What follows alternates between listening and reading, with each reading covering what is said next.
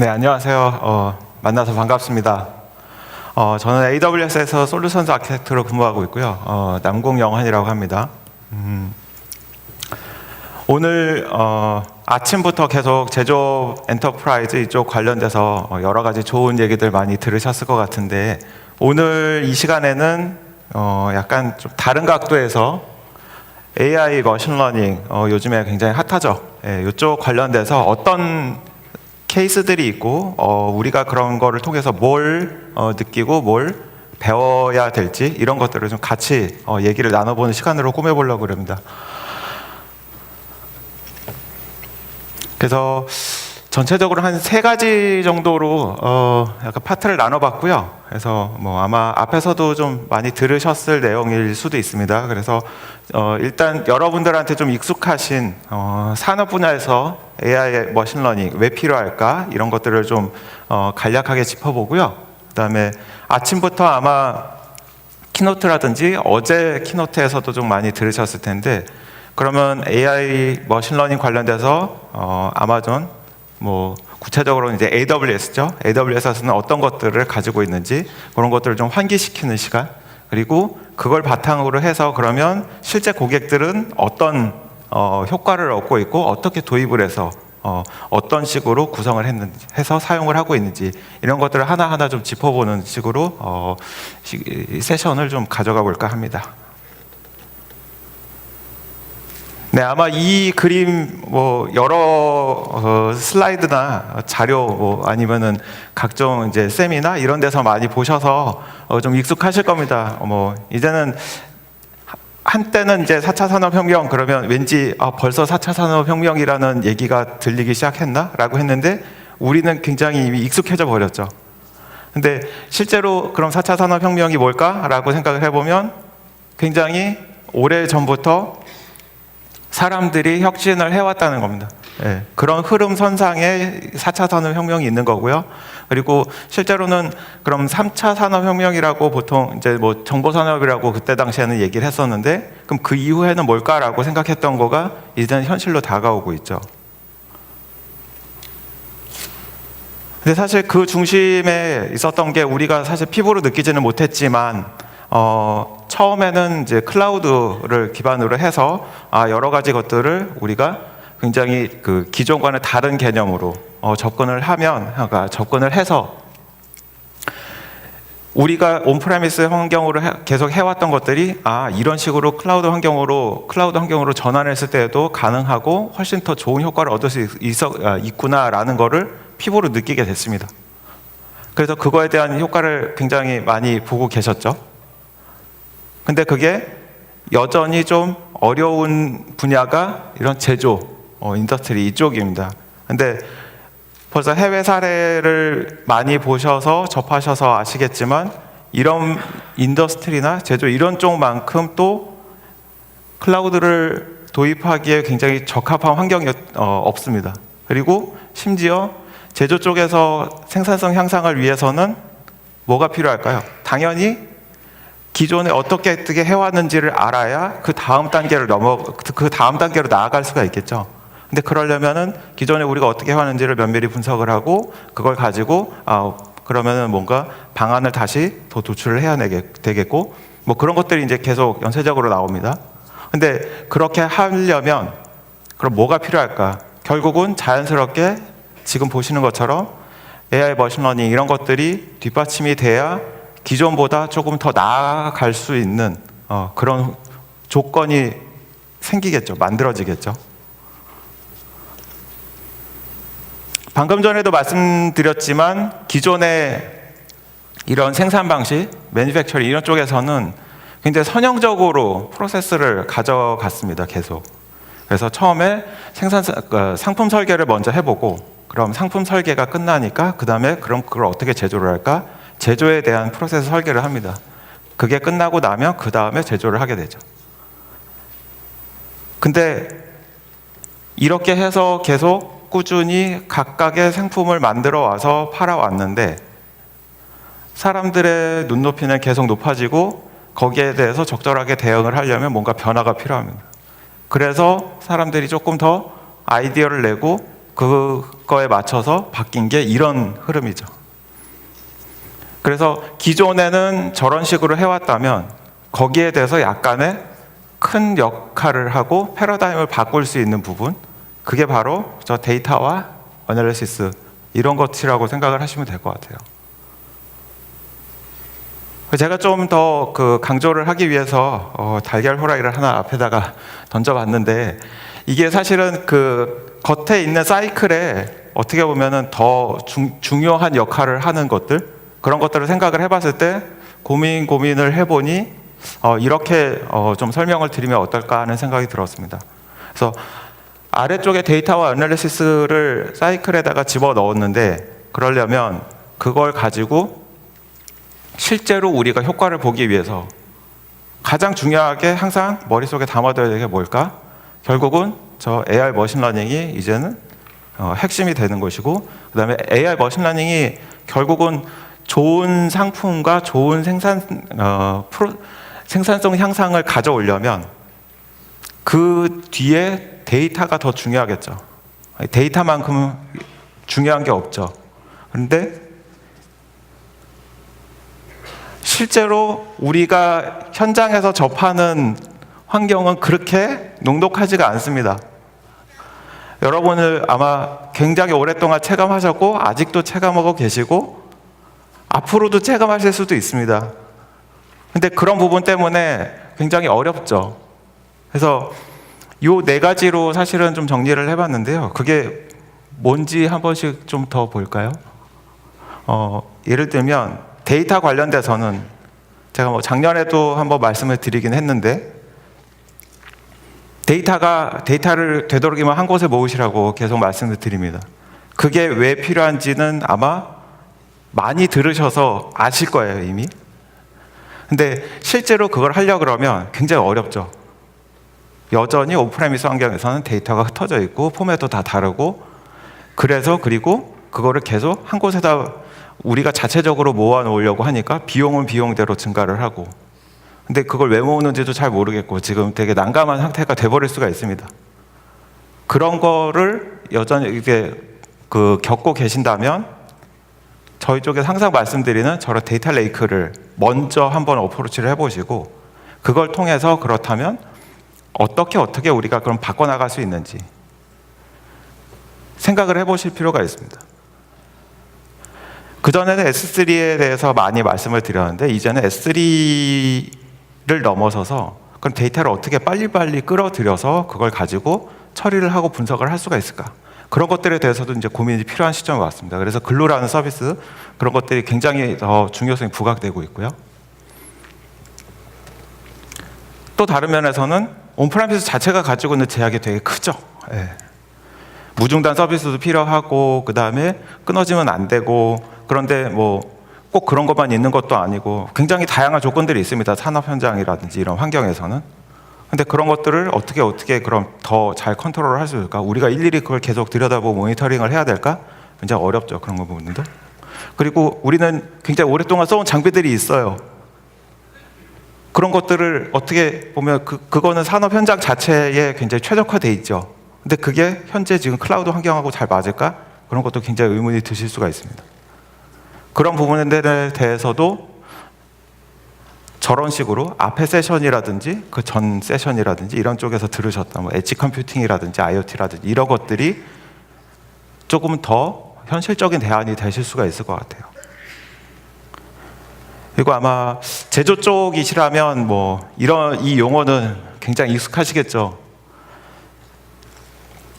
매스 프로덕션에서 그다음에 커스터마이제이션하고 그런 부분들이 굉장히 복합적으로 일어나면서 사람들의 경쟁은 심화되고, 그 안에서 그러면 어떤 식으로 대안을 찾을 수 있을까 하면서 벌써 30년, 40년 전부터 나온 게 저 매스 커스터마이제이션이라는 겁니다. 고객의 요청은 계속 바뀌고, 그 다음에 스타일, 본인이 원하는 것들도 굉장히 다양해지고, 그런 것들을 다 충족을 시키려면 어떻게 해야 될까? 대량 생산으로는 만족이 안 되겠죠. 그럼 고객의 맞춤형으로 접근을 해야 될 텐데, 그런 부분에 대해서는 그럼 어떻게 현실적으로 내가 비용을 조절을 해가면서 그렇게 어려운 조건을 계속 잘 이겨내고 우리가 비즈니스에 대해서 효과를 얻어갈 수 있을까? AWS에서 항상 말씀드리는 저런 서블리스라든지 루슬리 커플링, 그 다음에 저 오토 스케일링 이런 것들이 어떻게 보면은 이런 조건의 현실적인 대안이 되실 수가 있을 것 같습니다. 또 더불어서 어떻게 보면은 복잡도 끊임없이 올라가죠. 근데 그걸 우리가 현실적으로 우리 자체적으로 소화를 하기에는 한계가 있습니다. 실제로 오른쪽 같은 경우는 요 왼쪽에 있는 지멘스 액티브 워크스페이스라는 아키텍처를 가지고 실제로 만들어 놓은 사이트인데요. 저런 워크스페이스하고 앱스트림을 이용을 해서 굉장히 어려울 수 있는 환경을 굉장히 쉽게 운영을 할 수 있게끔 구현을 해놨습니다. 그래서 윈도우즈 환경에서 굉장히 큰 리소스를 필요로 하는 저 애플리케이션들을 잘 돌릴 수 있게끔 했고요.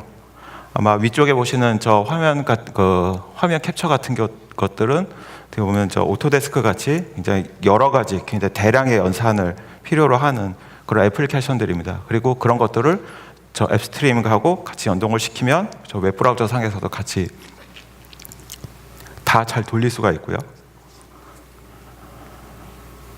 그리고 요거는 꾸준히 저희가 항상 말씀드리는 그런 메시지입니다. 디지털 트랜스포메이션 하실 수 있어야 되고 하셔야 되고 그다음에 그걸 위해서 AWS가 가지고 있는 여러 가지 장점들을 충분히 활용하셨으면 하는 그런 것들입니다. 방금 전에 말씀드린 것처럼 제조 쪽에서 가지고 있는 여러 가지 진입 장벽들, 그 다음에 혁신을 어렵게 만드는 요인들 이런 것들을 같이 살펴봤고 앞으로 그럼 남은 시간 동안에 여러 가지 AI, ML 사례들이 그럼 제조 분야 쪽에서 뭐가 있을까 좀 궁금해 하시겠죠. 근데 그 전에 이런 것들을 잠깐 환기를 해보시면 어떨까 싶어요. 애플리케이션 서비스 레이어, 그 다음에 플랫폼 서비스 레이어, 그 다음에 저 인프라 레이어 이렇게 뭐 세 가지가 있고 굉장히 저희가 지속적으로 다양한 여러분들의 수요에 맞춰서 적절한 서비스들을 계속 만들고 있고 그 다음에 기존의 서비스들도 계속 업데이트를 하고 있습니다. 그래서 빠르게 한번 리마인드를 해보시죠. 컴프레hen드 같은 경우 뭐 랭귀지 서비스 아마 많이 들으셔서 아실 겁니다. 대량의 텍스트를 가지고 분석을 하고 그거에다가 어떻게 보면은 그 안에 있는 의미 있는 정보들 이런 것들을 추출해내는 그런 역할을 하죠. 그리고 뭐 여러 가지 문서들을 자동으로 뭐 여러 가지 토픽 기반으로 분류를 해준다든지 또 트랜스크라이브 같은 경우는 요즘에 이제 음성이 굉장히 중요성이 부각되다 보니 음성을 그럼 텍스트로 변화를 했을 때 가져갈 수 있는 여러 가지 장점들이 있죠. 그런 부분을 포인트로 잡고 나온 서비스고요.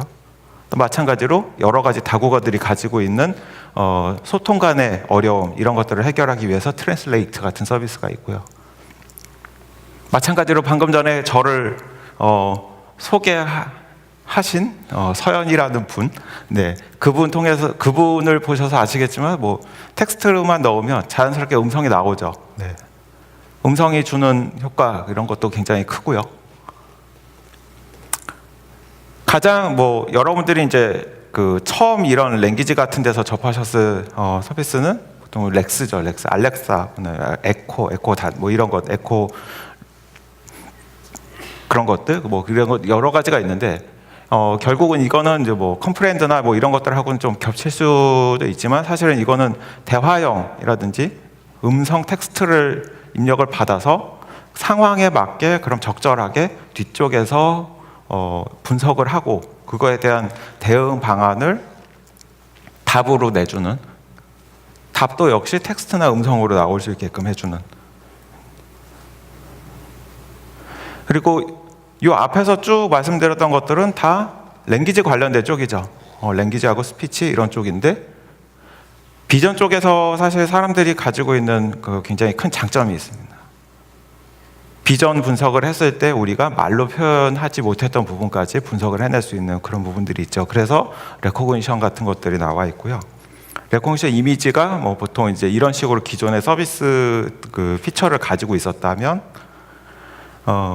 비디오 애널리틱스 같은 경우에 이미지가 갖지 못하던 부분, 이미지로는 해결을 하지 못할 수 있는 부분, 이런 부분들을 잘 짚어내서 작년 리인벤트에서 이런 레코그니션 비디오라는 서비스까지 출시를 했습니다. 저희가.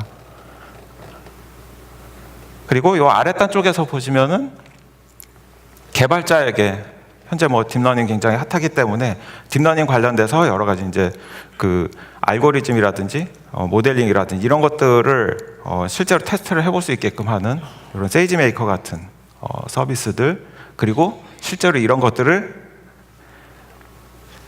이런 디바이스를 가지고 해볼 수 있게끔 해주는 딥렌즈 같은 것들이 있고요.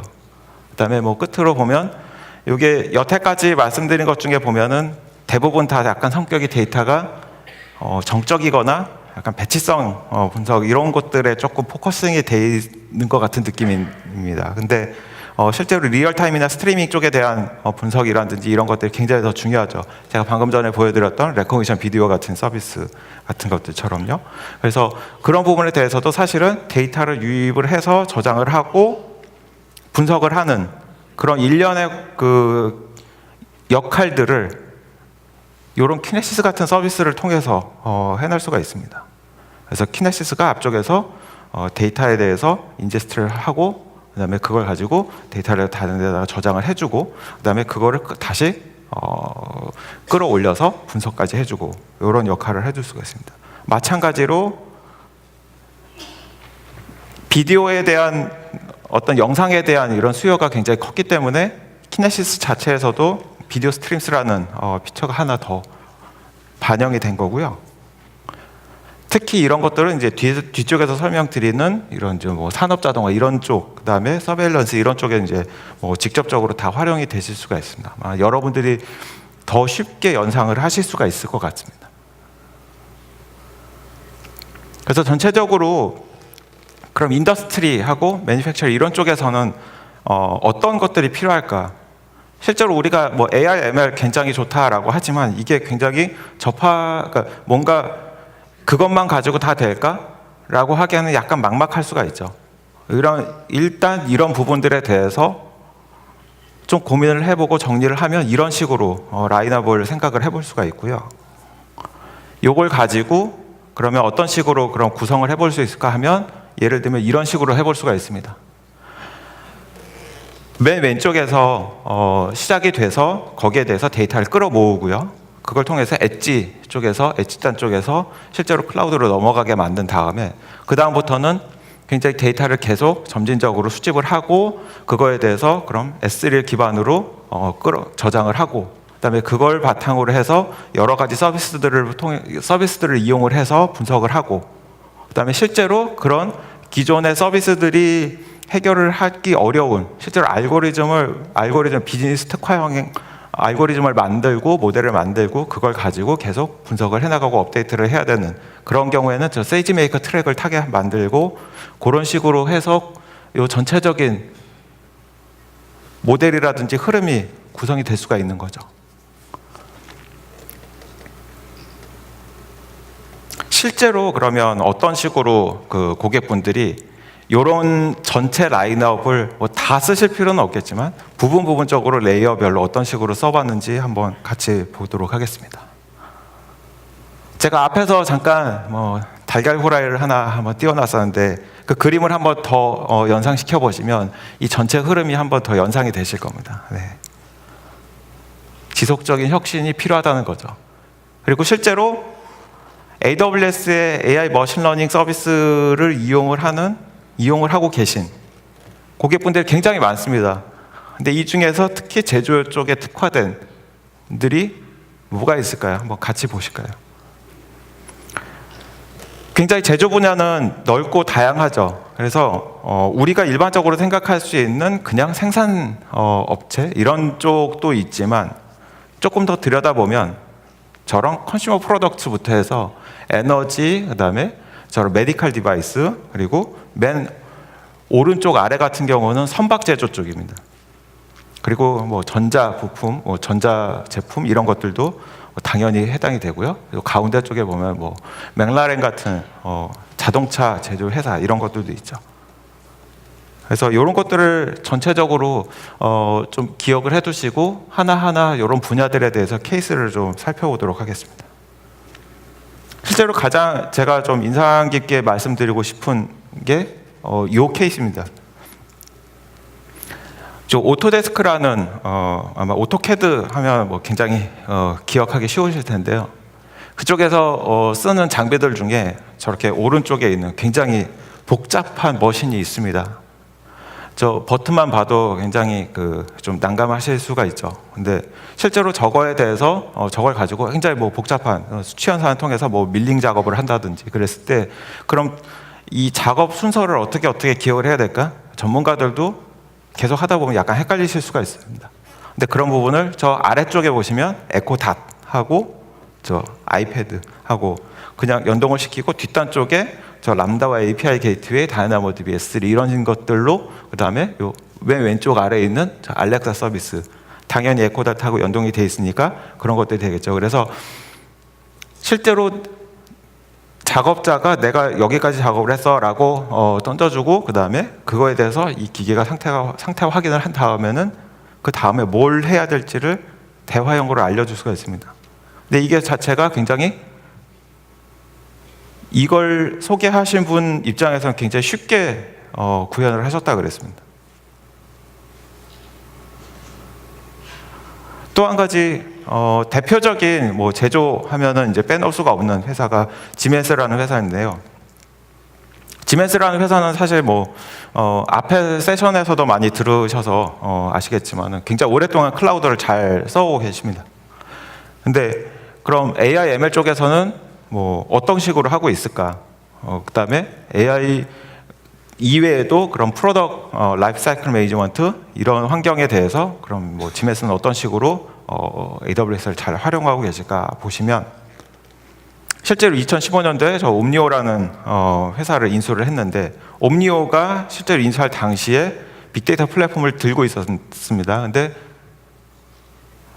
상태가 저랬습니다. 왼쪽처럼 오픈소스로 다 도배가 되어 있었습니다.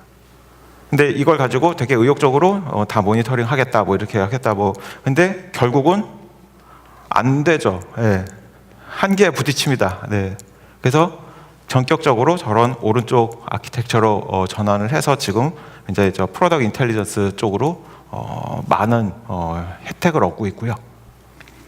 또 한 가지는 뭐 요거 좀 익숙하신 그림일 텐데 저 매니팩처링 인텔리전스 온프레미스 환경의 저 아래쪽 현장하고 그다음에 클라우드 환경하고 연동을 시키게끔 해서 실제로 온프레미스 환경에서 이런 것들을 다 기존에 처리해 왔다면 조금은 확장성이라든지 여러 가지 효과를 얻을 수 있게끔 이런 식으로 전환을 했습니다. 요 이어지는 영상은 아마 작년 리이벤트 보셨으면 좀 기억을 하실 수도 있는데 실제로 뭐 로봇이라든지 그런 그린그래스라든지 IoT 그런 것들이 머신러닝하고 어떻게 연동이 될 수 있는지 그런 것들을 잠깐 확인을 하실 수가 있을 것 같습니다. 그래서 한 4분, 5분 정도 잠깐 한번 보시죠. My name is Timur Buchner. I'm Director of Engineering at BCG Digital Ventures, and together with AWS, KUKA, and the Laboratory for Machine Tools and Production Engineering, we showcased how to leverage cloud technology to prevent production interruptions, which is a well-known phenomenon across industries.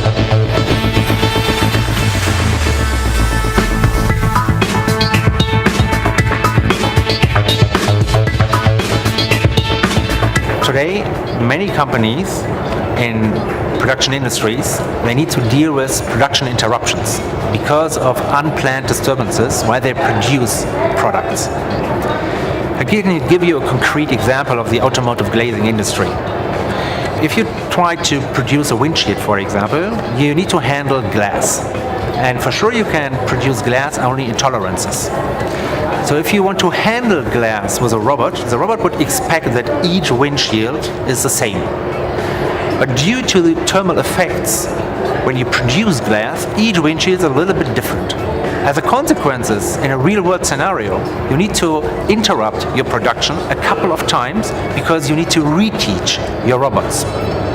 So this has a negative impact on the overall equipment effectiveness of your production.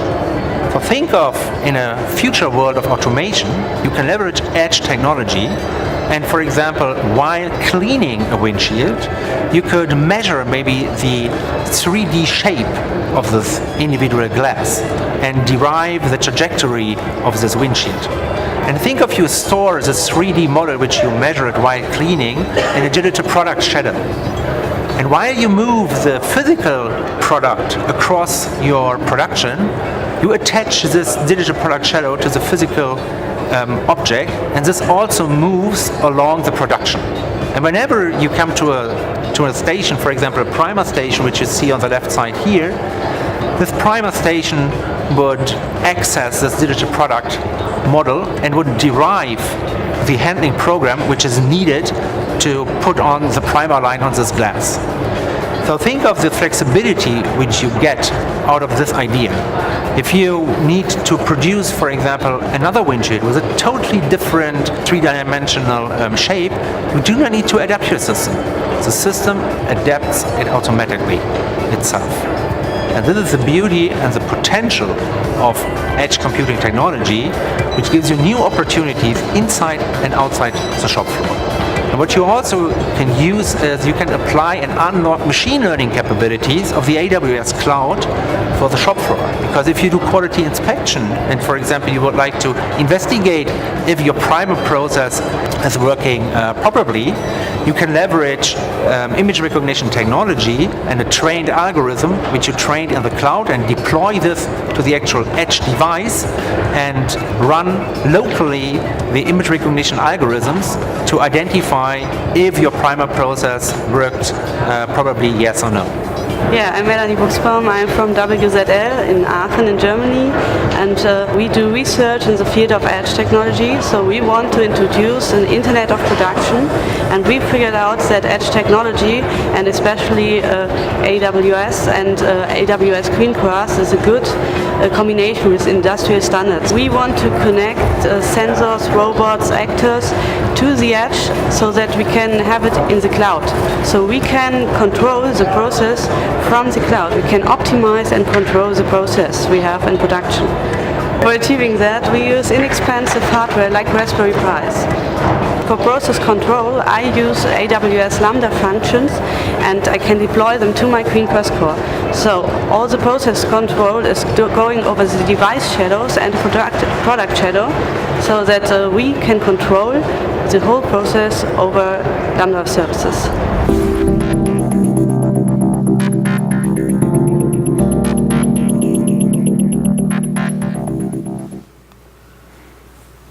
네, 그래서 뭐 전체적으로 이제 뭐 그린그래스에 대한 얘기도 많이 나오고 뭐 엣지 컴퓨팅 뭐 이런 얘기 좀 나왔긴 하지만 사실은 그 제가 앞에서 전체적인 뭐 프로덕트 라인업이라든지 그다음에 아까 그 프리딕티브 메인터넌스 그런 쪽 관련돼서 머신러닝이나 딥러닝 이런 것들이 어떻게 활용이 될 수 있는지 이런 것들에 대한 관점으로 본다면은 사실 그린그래스와 여러 가지 IoT 이런 것들을 뿐만이 아니고 사실 그 위에서 우리가 실질적으로 해야 되는 것들은 AI 머신러닝, 그다음에 세이지메이커를 이용한 우리 자체 모델링과 그다음에 최적화 이런 것들에 대해서 굉장히 더 중요하게 생각을 해야 될 수 있다는 겁니다. 요거는 뭐 그냥 다음 주에 저 하노버에서 이런 열리는 예, 그런 뭐 산업 박람회 같은 건데요. 아마 이쪽 업계에 계신 분들은 아마 익숙하실 겁니다. 그래서 사실 저희가 이제 이번 그 하노버 메스에서도 저희 쪽 트랙을 하나 마련해서 전체적으로 우리가 어떤 식으로 코워크를 해나갈 수 있는지 이런 모델들을 계속 잘 설명을 드리려고 하거든요. 그래서 아마 요 관심 있으신 분들은 직접 가보셔도 좋고요. 그 다음에 좀 어려우시면 요 이후에 이 행사에서 나오는 여러 가지 자료들 이런 것들을 참고하시면 훨씬 더 도움이 될 것 같습니다. 그래서 앞에서 보신 것들을 바탕으로 해서 그러면 뭐 자동차 쪽이라든지 그다음에 실제적으로 뭐 반도체, 그다음에 뭐 생명과학 이런 쪽, 그리고 그 이외에도 어떻게 보면 뭐 그 에너지 아까 말씀드린 것처럼 그럼요. 그리고 그다음에 전체적으로 그 볼 수 있는 뭐 스트리밍 데이터 이런 쪽 관련된 것들 어떤 식으로 그 각각의 영역에서 사례들이 있었는지 짧게 한번 보시죠. 그래서 요거 같은 경우는 지난달에 그 실리콘밸리 쪽에서 열린 엔비디아 GPU 컨퍼런스입니다. GPU 테크놀로지 컨퍼런스였고요. 그쪽에서 토요타 연구소하고 저희 AWS하고 같이 코업을 해서 자율주행차에 대해서 굉장히 많은 연구 진전을 이뤄낸 사례입니다. 그래서 실제로 토요타 측에서는 이를테면 현재 이제 자율주행차를 위해서는 일단 완전한 자율주행을 위해서 중간 과정이 좀 필요할 수가 있죠. 그래서 사람이 일단 앞에서 있으면서 모니터링을 하고 실제로 좀 기계가 커버하기 어려운 부분, 자동차가 실제로 하기 어려운 부분에 대해서만 개입을 하게 하는 가디언 모드라든지 아니면 사람 전혀 개입할 필요가 없게끔 만드는 쇼퍼 모드라든지 이런 식으로 두 가지 케이스를 다 나눠서 지금 계속 저 기술을 계속 그 발전을 시켜 나가고 있고요. 저 중간 부분에 보면 트릴리언 마일 릴라이빌리티라고 되어 있죠. 학습을 1조 마일을 시킵니다. 그걸 통해서 자율주행이 완전하게 이루어질 수 있게끔 계속 끊임없이 노력을 하고 있다는 거고요. 근데 그러려면 굉장히 여러 가지 리소스가 필요할 텐데 그런 부분을 굉장히 저런 식으로 잘 활용을 할 수 있었다라는 케이스입니다. 투심플이라고 이쪽에서는 이건 워낙 또 많이 잘 알려진 사례라서 제가 설명을 조금 더 드리자면 그러더라도 저런 MXNet이라든지 이런 것들을 이용을 해서 굉장히 저 오른쪽 그 사진에 보시는 것처럼 객체 인식을 하게끔 하고 그다음에 어떤 식으로 지금 도로 상황이 돼 있는지 이런 것들을 면밀히 파악을 할 수 있게끔 해서 여기서도 역시 자율주행 기술을 자체적으로도 잘 개발을 하고 있고요. 근데 그런 부분에 대해서 AWS를 굉장히 잘 활용을 하고 계신다는 거죠. 앞에서 두 케이스를 잠깐 설명을 드리긴 했는데 실제로 저희가 지금 대안으로 그러니까 뭔가 여러분들한테 직접적으로 와닿을 수 있는 서비스로는 커넥티드 비클 솔루션 이런 것들이 있습니다. 그래서 이런 것들과 사실은 앞에서 계속 설명을 드렸던 세이지 메이커라든지 그다음에 거기서 나와 있는 여러 가지 알고리즘들 그다음에 필요할 경우에는 키네시스 비디오 스트림스라든지 이런 것들을 잘 연동을 시키면서 점진적으로 우리가 원하는 형태의 비즈니스 결과물 이런 것들을 만들어 나갈 수가 있겠죠. 또 우리가 보통 이제 여태까지는 주로 이제 어프로치를 하는 게 자동차를 기반으로 했는데 자동차 이외에도 사실은 3차원이라고 보면 여러분들 드론 이제는 너무 익숙하시죠 이제. 그래서 드론을 띄워서 그걸 가지고 그럼 드론이 찍은 영상들이라든지 이미지라든지 이런 것들을 분석을 해서 그럼 그걸 가지고 어떻게 그러면 비즈니스에 연결을 시키고 비즈니스에 적용을 시킬 수 있을까? 그런 거에 대한 굉장히 좋은 사례들도 있습니다. 좀 전에 말씀드린 것처럼 반도체라든지 이런 쪽에서는 사실은 예전에는 굉장히 인텐시브한 컴퓨팅 쪽에 대해서 먼저 접근을 했습니다. 빅데이터 플랫폼 이런 쪽이 사실은 굉장히 이런 클라우드하고 잘 맞았죠. 그래서 그런 쪽에 대해서 대규모 컴퓨팅, 빅컴퓨터 이런 식으로 이제 접근을 했었는데 사실은 그런 부분에 대해서 이게 기술이 점점 발달할수록 그리고 아까 말씀드린 것처럼 매스 커스터마이제이션 이런 쪽하고도 조금 연결이 될 수도 있는데 사실은 이제는 반도체가 대량 생산되기도 하겠지만 비즈니스 자체가 조금 더 복잡해진다면 리컨피규어러블 컴퓨팅 그다음에 FPGA 이런 쪽에서 굉장히 또 수요가 굉장히 부상할 수가 있습니다. 그래서 그런 부분에 대해서도 사실은 적절하게 대응을 하려고 한다면 이런 식의 어프로치들이 좀 필요할 수가 있는 거죠. 그리고 아마 여러분들이 조금 연상이 되실 텐데 반도체하고 굉장히 밀접한 프로세스를 유사한 프로세스를 가지고 있는 게 생명과학, 메디슨 이쪽입니다. 그리고 실제로 임상 실험이라든지 어떤 그런 시뮬레이션 이런 거 이외에도 어떻게 보면 이제 제약이라든지 이런 쪽에서는 굉장히 비슷한 케이스가 많죠. 그래서 머크 같은 경우는 사실 한 몇 년 전에 벌써 AWS를 통해서 큰 효과를 봤습니다. 제약을 할 때라든지 어떤 실제 분석을 할 때 뭐 한 150억 건짜리 연산을 AWS 상에서 수행을 하고, 그 다음에 저런 오른쪽에서 보시는 것처럼 저런 매칭 분석 이런 것들을 할 때 550만 건짜리들을 가지고 그런 것들을 굉장히 잘 수행을 해서 실제로 굉장히 어려울 수 있을 것 같고 막막했을 것 같은 거를 단 3개월 만에 답을 얻는 그런 효과도 얻었었고요. 실제로 그런 거가 바탕이 돼서 그러면 알렉사를 가지고 만성질환 같은 데도 한번 적용을 시켜보자라고 해서 컴피티션도 한번 열었었습니다. 그래서 향후에 그런 부분에 대해서도 어떤 식의 가시화된 서비스를 만들려고 지금 계속 노력을 하고 있고요. 심지어 영상 쪽, 뭐 이미지 쪽 이런 쪽에서는 저런 식으로 딥러닝 기반의 여러 가지 뭐 CNN 뭐 알고리즘 같은 것들을 이용을 해서 저런 식으로 스캐닝을 합니다. 그리고 저런 것들을 모델링을 해서 실제로 어떤 부분이 이상이 있는지 탐지를 해내는 그런 케이스도 있고요. 그다음에 인공위성 사진을 이용을 해서 실제로 어떤 쪽이 조금 더 태양열 에너지를 잘 이용을 할 수 있을까? 이런 것에서도 활용을 합니다. 실제로 이런 파워스카우트 같은 회사는 이제 캘리포니아 쪽에 있는 회사다 보니까 날씨가 1년 내내 참 좋죠. 네, 그래서 햇빛이 계속 내리쬐고 이런 특정한 환경에서 굉장히 또 사용하기 좋은 케이스라고 생각이 듭니다. 리테일 쪽을 좀 생각을 해보면 실제로 요거 같은 경우는 제가 여기다가 설명을 드린 것처럼 굉장히 비슷한 것들을 찾아준다고 했는데 우리가 사실은 원하는 프로덕이 세상에 존재하지 않는 경우가 있죠.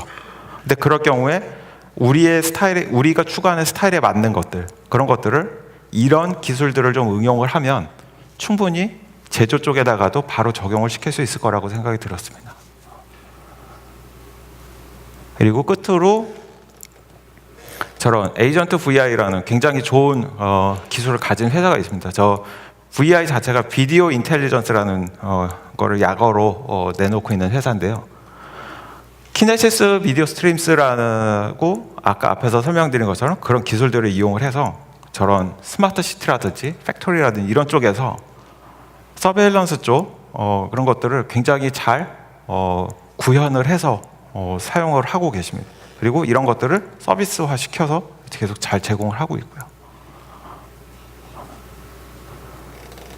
또 심지어 이제 베리톤 같은 경우는 아까 앞에서 보셨던 투심플 같은 케이스처럼 객체 인식의 케이스하고 약간 유사한데 굉장히 많은 사람들이 있어도 그런 그 사람들에 대해서 빠른 시간 내에 거의 실시간에 가깝게 이런 정보들을 찾아내고 인지를 하고 그런 것들을 찾아낼 수 있게끔 해놓고 있죠.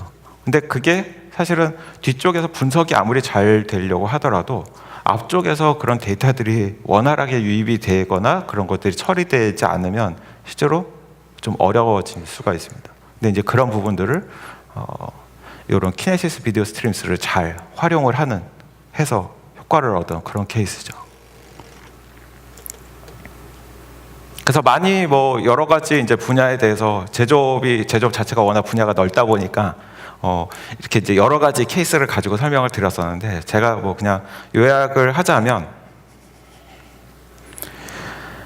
앞에서 설명드렸던 뭐 이런 것들입니다. 그리고 실제로 제가 이제 저 앞에다가 저 change라는 단어만 저렇게 굵은 글씨로 써놨는데 저 굵은 글씨가 의미하는 게 뭘까요? 되게 딱딱해 보이죠, 폰트 자체가. 안 변합니다, 저 단어는. 근데 사실 안 변하는 건 저 단어일 뿐이고 우리는 계속 변하고 있어야 되죠. 그리고 아무리 지금 잘 나가고 있다라고 해도 거기에 대해서 안심을 할 수가 없습니다. 계속 세상은 변하고 있고 기존에 전혀 우리가 알지 못했던 상황이 우리 앞에 펼쳐지죠. 그런 것들이 어떻게 보면 제조하고 조금 더 기존에 우리가 해왔던 제조 쪽하고 좀 배치가 될 수가 있는데 사실은 그런 부분에 대해서 우리가 앞으로 먼저 치고 나갈수록 더 많은 기회와 혜택을 얻을 수가 있을 것 같습니다. 그래서 어떻게 보면 약간 뭐 식상할 수 있지만 이런 식의 메시지를 좀 여러분께 드리려고 했었습니다. 예, 그래서 어떠셨을지 모르겠습니다. 이 짧은 시간 동안 제가 좀 설명을 뭐 이것저것 드리려다 보니까 많은 내용이 뭐 전달이 됐을 수도 있고 아니면 이제 중간중간에 조금 좀 깊이 있게 다루기 어려웠던 좀 아쉬운 부분도 있고 한데 일단 전체적인 느낌상으로는 저는 이런 것들을 가지고 여러분들이 조금 더 적극적으로 드라이브를 거셔서 많은 효과를 얻으셨으면 하는 바람입니다. 네, 이상으로 뭐 세션 마치도록 하겠습니다. 청취해 주셔서 감사합니다.